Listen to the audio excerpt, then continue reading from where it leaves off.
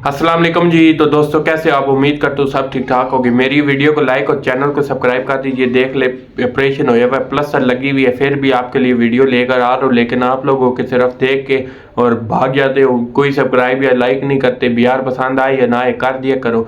अब देखो एम मैंने कितना रखा है, 50 सब्सक्राइबर मैंने एम रखा हुआ। 0 से शुरू किया था, अल्हम्दुलिल्लाह 19 सब्सक्राइबर हो गया। 50 सब्सक्राइबर करने इस तरह करके आगे बढ़ेंगे। तो चलो बात का आगाज करते हैं कि सूर्या कुमार यादव के हवाले से मुंबई इंडियन के ऊपर मुझे इस साल थोड़ा सा बड़ा डाउट हो रहा है। स्क्वाड को मैंने आपका एनालिसिस की थी मुंबई इंडियन का, वो मेरे चैनल पे पड़ा है, जाके देख ले। मुझे वो स्क्वाड बहुत ही ज़्यादा पसंद आया था, लेकिन उसमें चीज़ क्या है कि कोटजे जो से थे वो इंजरी के शिकार थे, ठीक है। उसके बाद एक और थे श्रीलंका के मधुशंका थे, आई थिंक वो भी इंजरी के शिकार थे। अब सूर्या कुमार यादव जो कि एनसीए में गए, उनका टेस्ट हुआ, वो भी फेल हो गए। अब दोबारा कल 21 तारीख को उनका एनसीए में दोबारा टेस्ट लिया जाएगा। फिटनेस टेस्ट की मैं बात कर रहा हूँ। अगर वो पास होते हैं तब उन्हें खेलने की इजाज़त मिलेगी, अदरवाइज जो शायद 3 या 4 मैचेस के लिए उनको रेस्ट दिला दिया जाएगा मुंबई इंडियन की तरफ से। और फिर भी उनकी टेस्ट के ऊपर देखना पड़ेगा, फिटनेस के ऊपर कि वो अवेलेबल है या नहीं है। तो ये कुछ मसाइल है इंजरी के जो कि मुंबई इंडियन को आ रहे हैं। स्क्वाड तो इनका बहुत ही अच्छा था, लेकिन इंजरियां इनको ले बैठी हैं। 3 मेन 2 बॉलर, फास्ट बॉलर और एक सूर्या कुमार यादव। अब सूर्या कुमार यादव ये है कि मिडिल ऑर्डर में रीढ़ की हड्डी है इंडिया के लिए। अगर वो इंजर्ड हो गया तो इनकी फ्रेंचाइज का क्या बनेगा, क्योंकि वो जिस स्ट्राइक रेट से खेलते हैं मिडल में आके, कोई भी इंडिया का इस टाइम प्लेयर नहीं है जो इस स्ट्राइक रेट से आके नीचे खेले। हाँ, हार्दिक पांड्या वगैरह हैं, वो लोअर मिडल ऑर्डर में आते हैं। मिडिल ऑर्डर में कोई भी इतना कोई मुझे नहीं नजर आता सूर्य कुमार यादव को जो रिप्लेस कर सके।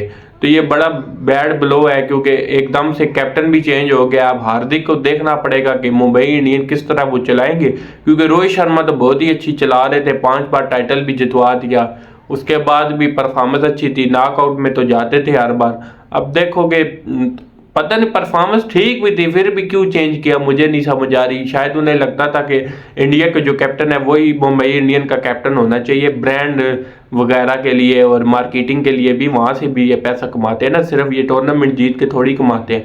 तो वो शायद उसलिए उन्होंने कर दिया, देख लो। अदरवाइज रोहित शर्मा को हटाना कोई तुक नहीं बनती थी। कप्तानी तो उनकी नेक्स्ट लेवल थी यार, वर्ल्ड कप में भी और टेस्ट मैचेस में भी देखने किस तरह की जा रही है। इंडिया को 4-1 से हरा दिया, तो तुक नहीं बनती थी। अब सॉरी नजरा लगा हुआ। सूर्या कुमार यादव का भी अब देखना पड़ेगा कि भाई सूर्या कुमार यादव कब कम बैक करते हैं। साथ साथ ही आपको अपडेट देते रहेंगे कि कब वो वापस आ रहे हैं और कल का जो उनका टेस्ट है उनमें फेल हुए हैं या पास हुए हैं। तो इसलिए कह रहा हूँ कि चैनल को सब्सक्राइब कर दें।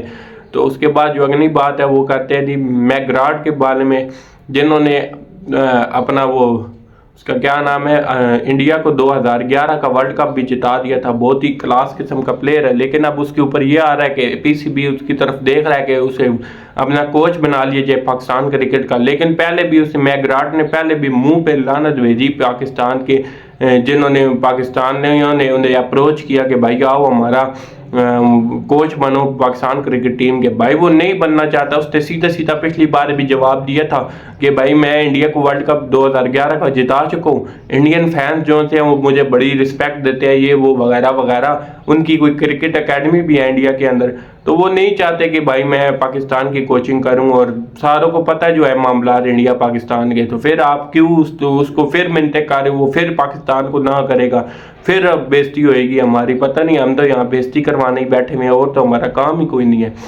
तो अब वो भी देखना पड़ेगा।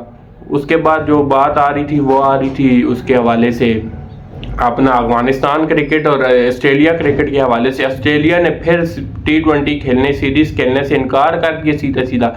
अभी शेड्यूल थी ऑस्ट्रेलिया और वर्सेस अफगानिस्तान की T20 की सीरीज। भाई पहले शेड्यूल ही ना किया करो ऑस्ट्रेलिया वालों, तुमने अगर कैंसिल कर दिया तो। और रीज़न क्या दिया जी, औरतों के हकूक नहीं पूरा कर रहा अफगानिस्तान, वो बुरके शुरके बनाते हैं ज़्यादा, कोई इस्लामी रवायात के मुताबिक वो चला रहे हैं ना। तो अब इसमें यह है कि देखें पाकिस्तान और इंडिया, हमारा जो कल्चर है वो ऑस्ट्रेलिया से बिल्कुल डिफरेंट है। ऑस्ट्रेलिया जो करता है वो पाकिस्तान नहीं करता, वहाँ की गोरियां शोरियां ये वो और निज़ाम है, कोई लड़के भी आपस में शादी कर सकते हैं ये वो। अब ये रूल है ऑस्ट्रेलिया के अंदर और ये रूल पाकिस्तान और इंडिया में नहीं है। तो हम भी तो फिर ये कह सकते हैं कि भैया आपके और हमारे कानून नहीं मिलते तो हम भी आपके साथ नहीं खेलेंगे। इंडिया भी कह सकता है, पाकिस्तान भी कह सकता है। तो इसके हवाले से तो फिर ये देखना पड़ता है कि भाई ये दो, अगर हम भी कह सकते हैं हम भी सीरीज़ कैंसिल कर सकते हैं, सियासत को ना लाओ इसके अंदर और खेलो अफगानिस्तान के साथ। खैर अफगानिस्तान भी तरसा नहीं जा रहा तो ऑस्ट्रेलिया के साथ खेलने के लिए जाए, बाढ़ में ऑस्ट्रेलिया नहीं खेलता तो ना खेले। हम तो पूरा अफगानिस्तान को इस चीज़ पे बैक करते हैं, क्योंकि हर जो कंट्री होती है उसके अपने कानून कायदे होते हैं और आपको उनको रिस्पेक्ट देनी पड़ती है। ये नहीं कि आप उसको आड़े हाथों लेके सीरीज़ ही कैंसिल करते फिर वो आप रखो ही ना सीरीज़, पहले ये जान के रखते हैं पहले सीरीज़ और फिर नाम आखिरी टाइम पे बोल सकते हैं ताकि अफगानिस्तान क्रिकेट की बेइज्जती हो। अगर अफगानिस्तान वो 2023 का जो वर्ल्ड कप इंडिया में हुआ था हरा देता इनको, तो आज इनकी बोलती बंद हुई हुई होती। वो पूरा पकड़ के उनके हाथों से मैक्सवेल ने मैच ले लिया था। चलो खैर है जो भी है, लेकिन ये बहुत ही गलत है कि क्रिकेट को, सियासत को क्रिकेट के अंदर घसीटा जा रहा है और एक मुल्की कानून को क्रिकेट के अंदर लाया जा रहा है। मैं तो इस चीज़ के बिल्कुल ख़िलाफ़ हूँ। जो भी है वो अफगानिस्तान का अपना मैटर है, तालिबान की गवर्नमेंट है, जो भी है आपको मैच खेलना है आप मैच खेलो। हमने कौन सा कोई अफगानिस्तान में जाना था जो आप इतनी बातें कर रहे थे, हमने तो बाहर ही कहीं मैच खेलना था ना उनके साथ। तो खैर ये तो बातें होती रहेंगी। उसके बाद जो अगली खबर आ रही है वो आ रही है, खबर तो नहीं आ रही, अब मैंने एक PSL की फ्लॉप 11 बनाई है वो आपके साथ शेयर कर दूं कि कौन से इस बार के प्लेयर है जो कि फ्लॉप रहे पूरे PSL में। फ्लॉप 11 बनाई है, PCB ने प्लेइंग 11 बनाई है उसकी PSL की, बड़े नाम रखे। हमने कहा जब आपने इतने बड़े परफॉर्मर के नाम रखते हैं हम फ्लॉप 11 बना लेते हैं, और वो ज़रा आपको पढ़ के दिखाते हैं क्या। इस फ्लॉप 11 में मेरे जो ओपनर है वो दोनों लेफ्ट ही हैं, फ़खर जमान और शान मसूद की मैं बात कर रहा हूँ। फ़खर जमान मेरा फेवरेट प्लेयर है, मुझे बड़ा दुख के साथ उसको इस स्क्वाड में रखना पड़ा, इस प्लेइंग 11 में रखना पड़ा है। फ्लॉप वाली में मैं रखना तो नहीं चाहता था लेकिन मजबूरी है भैया, क्योंकि आपने बहुत ही किस्म का ये सीज़न बहुत ही ख़राब खेला और उनकी लॉर्कल अंदर सबसे पहले बार हुई इस PSL में, तो मुझे रखना पड़ेगा। इंसाफ के दायरे में रह के हम लोग प्लेइंग 11 बनाएंगे, मेरा फेवरेट होना से कोई फ़र्क नहीं पड़ेगा। तो फ़खर जमान उनके साथ जो साथ देंगे वो होंगे शान मसूद जो कि इस टीम प्लेइंग फ्लॉप 11 के जो कैप्टन भी रहने वाले हैं, क्योंकि हमारे टेस्ट के भी कैप्टन है, कराची किंग्स के भी कैप्टन है। बेड़ा गर्क कर दिया प्लेटिनियम कैटेगरी में, उसको पोलार्ड को ख़रीद लिया, फिर शेब मलिक को ले लिया, हसन अली को ले लिया, सारे थके। मतलब कि हसन अली थका हुआ प्लेयर तो नहीं है लेकिन उसकी उम्र हो चुकी है ना, अब उसमें से वो बॉलिंग नहीं रही जो पहले होती थी। शेब मलिक भी वो प्लेयर नहीं रहा जो पहले था, तो अब सारे हमने कुछ रिटायर्ड ले लिए, कुछ वो थके हुए ले लिए। चलो आगे बात करते हैं। उसके बाद तीसरे नंबर 1 डाउन पे मैंने रखा है मोहम्मद हारिस को, जो कि सूर्य कुमार यादव की 360 की कॉपी है पाकिस्तान में। पूरा सीजन बहुत ही बकवास किस्म की गया और उनसे 25, 26, 27 से ऊपर रन ही नहीं होते, पता नहीं क्या 150 भी नहीं है इंटरनेशनल क्रिकेट में, लीगों में तो फिर वो मार लेते हैं। तो नंबर 3 पे मैंने मोहम्मद हारिस को रखा है विकेट कीपर को। नंबर 4 पे मैंने सरफराज अहमद, एक और विकेट कीपर, कोयटा ग्लैडिएटर के इनका ताल्लुक है। इन्होंने कोयटा ग्लैडिएटर ने इनको मार्केटिंग से भी हटा दिया, जो इनका बोनर पोस्टर वगैरह होता है उससे भी निकाल दिया। पता नहीं क्या इनकी परफॉर्मेंस थी, और इनकी परफॉर्मेंस भी बिल्कुल बकवास थी। छक्का इनसे लगता कोई नहीं है, सिंगल डबल के चक्रों में होते हैं और ऊपर से शायरियाँ लिख रहे थे मुझे टीम से क्यों निकाला। पता नहीं है जी, तुम्हारी कोई परफॉर्मेंस ही नहीं है तो तुम्हें निकालना ही था ना टीम से, और तुम्हें क्या करते। तो नंबर 4 पे मैंने सरफराज अहमद को रखा। नंबर 5 पे मैंने रखा दी ग्रेट हार्दिक पांड्या की कॉपी जो सी है पाकिस्तान में। देखा सारे इंडियन प्लेयर की कॉपियां पाकिस्तान में फिर रही हैं, आपको मालूम ही नहीं है। तो हार्दिक पांड्या की कॉपी को नंबर 5 पे मैं रख रहा हूँ, वो है जी आमिर जमाल, जो कि बैटिंग में तो 150 कर दिया लेकिन बॉलिंग में रोज़ 50 खाता है और मैच बर्बाद करके पेशावर ज़ल्मी को निकलवा दिया उसने बाहर। और बाबर आजम बहुत ही ज़्यादा एक्स्ट्रा कम उसके बैक करते थे इसकी परफॉर्मेंस को, नहीं कर जाएगा, कोई नहीं किया। पेशावर ज़ल्मी बाहर होगी लेकिन आमिर जमाल नहीं चला। उसके बाद मैंने नंबर 6 पे रखा है जी फ़हीम अशरफ को। ये भी ऑलराउंडर है एक किस्म के, बेन स्टोक्स की कॉपी फिर रही है पाकिस्तान के अंदर। उसका क्या नाम है, फ़हीम अशरफ, जो कि ना बॉलिंग ना बैटिंग दोनों में बर्बाद किया। टीम तो इनका फाइनल जीती इस्लामाबाद यूनाइटेड, लेकिन इनका कोई रोल नहीं था इस टीम के अंदर, बिल्कुल बकवास था। नंबर 7 पे चलो आगे जाते हैं। मैंने रखा है जी रविंद्र जडेजा की कॉपी को, वो है जी मोहम्मद नवाज को, जिन्होंने Asia cup, world cup, Asia cup 50 वाला, न जाने कितने टूर्नामेंट मरवा दिए पाकिस्तान को। एक ही मैच उनके हिस्से में आता है, वो इंडिया के खिलाफ जो उन्होंने बैटिंग करनी थी वही हम पे एहसान कर दिया था, वही याद कर करके हम मोहम्मद नवाज को याद करते हैं। उसके बाद जितने मैच मरवाए हैं वो तो भाई तू याद करता नहीं है। तो इन्होंने भी कोई परफॉर्मेंस नहीं दी। ये भी कराची किंग्स का है by the way. Karachi Kings में हसन अली, मोहम्मद नवाज, शोएब मलिक, कैरन पोलार्ड, आप खुद हिसाब लगा लें, और शान मसूद दी कैप्टन।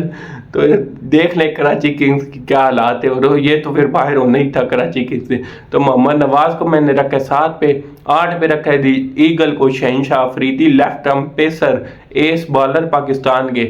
अब उनको मैंने रखा है क्योंकि पहले 2 ओवर तो वो ईगल रहते हैं और आखिरी 2 ओवर उनको कव्वा बना बना के सारे मारते, इतना धोते हैं पता नहीं क्या। जब पहले 2 ओवर तुम अच्छे करते हो तो अगले 2 भी तुम पावर प्ले में कर लिया करो, तुम्हें चाहिए भाई। जब तुमसे नहीं होते डेथ की बॉलिंग तुम क्यों करते हो, फायदा ही कोई नहीं है। तुम पहले ही 2 कर लिया करो पावर प्ले के अंदर ताकि हमें सुकून आ जाए। तो कम से कम हम ये तो कहना बादशाहीन ने बहुत अच्छी बॉलिंग की है, बकाया गए सारे बाढ़ में। तो आखिरी पहले 2 ओवर जो ये करता है, इन स्विंगिंग फेरता है, वो भाई खेलनी ही नहीं होती किसी से।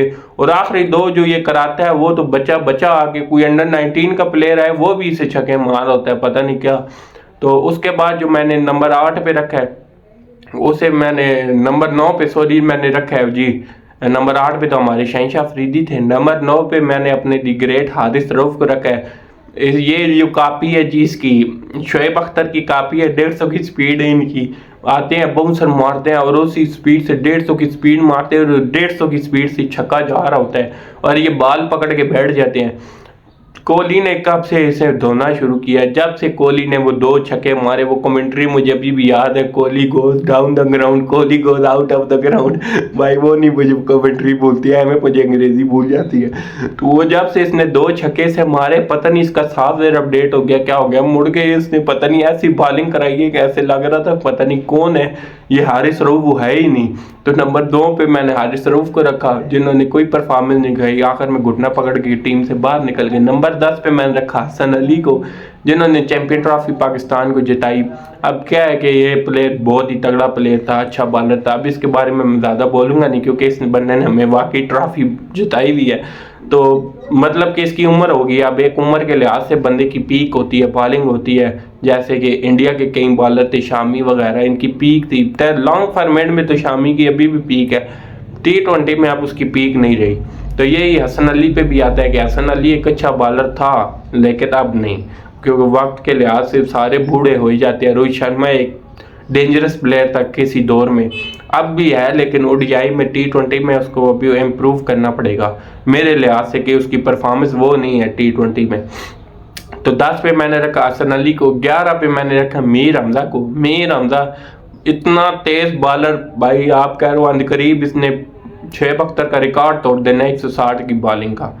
128 इसकी पेस है मीर हमजा की, 128। मीडियम पेसर भी इसे नहीं कह सकते, मीडियम पेसर भी 136, 37, 135 पे बॉलें कराता है, ये मीडियम पेसर भी नहीं है। तो भाई अब देख लें, ये थी मेरी प्लेइंग 11। जल्दी से पढ़ के एक बार सुना देता हूँ। शान मसूद, फ़खर जमान, नंबर 3 पे मोहम्मद हारिस, नंबर 4 पे सरफराज अहमद, नंबर 5 पे आमिर जमाल, नंबर 6 पे फ़हीम अशरफ, नंबर 7 पे मोहम्मद नवाज, नंबर 8 पे शहनशाह अफरीदी, नंबर 9 पे हारिस रऊफ, नंबर 10 पे हसन अली, नंबर 11 पे मीर हमजा। ये थी मेरी PSL की फ्लॉप प्लेइंग 11 जो मैंने बनाई है, जो कि फ्लॉप रहा है। इस PSL से हमें कोई टैलेंट मिला नहीं, पिछले से फिर साइम हारिस मिल गए थे, इस बार कुछ भी नहीं मिला, कंगले रहे हैं बिल्कुल। फ्लॉप PSL क्या है, वो व्यूवरशिप भी नहीं आई, पैसा भी नहीं वो कमाया। अब जो भी है वो आपके सामने था। तो तब तक मेरी वीडियो को लाइक और चैनल को सब्सक्राइब कर दें। मेरी वीडियो देखने के लिए आपका बहुत बहुत शुक्रिया। अल्लाह हाफिज़।